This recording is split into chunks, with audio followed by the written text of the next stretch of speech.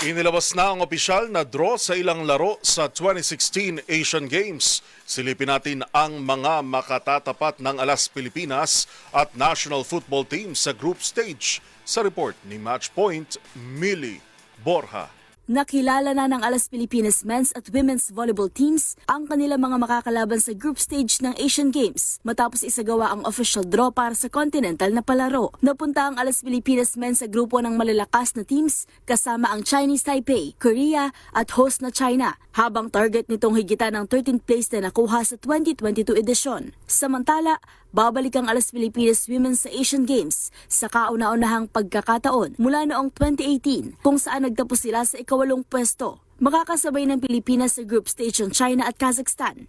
Samantala, nakilala na rin ang makakaharap ng Philippine Under-23 men's football team sa Asian Games.